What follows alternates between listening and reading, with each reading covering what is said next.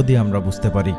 আমি পুরো জীবনে কত টাকা আয় করব সেটা লিখিত, কে আমার জীবনসঙ্গী হবে সেটা লিখিত, কবে কোথায় মারা যাব সেটা লিখিত।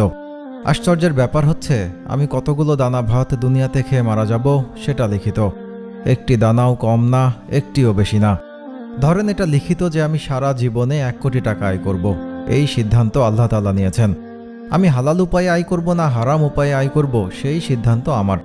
রাসূল সাল্লাল্লাহু আলাইহি ওয়াসাল্লাম বলেছেন, কোনো ব্যক্তি যদি অভাবী হয় এবং তার অভাবের কথা মানুষের কাছে পেশ করে, তবে তার অভাব দূর করা হবে না। আর কোনো ব্যক্তি যদি তা আল্লাহ তাআলার কাছে পেশ করে, অনতিবিলম্বে আল্লাহ তাআলা নিজ অনুগ্রহে তাকে অভাবমুক্ত করে দিবেন। যদি ধৈর্য ধারণ করি, আল্লাহ তাআলার কাছে চাই, তাহলে হালাল উপায়ে ওই 1 কোটি টাকা আয় করেই আমি মারা যাব।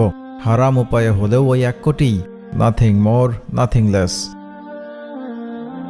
আমি যেই ফলটি আজকে ঢাকায় বসে খাচ্ছি সেটা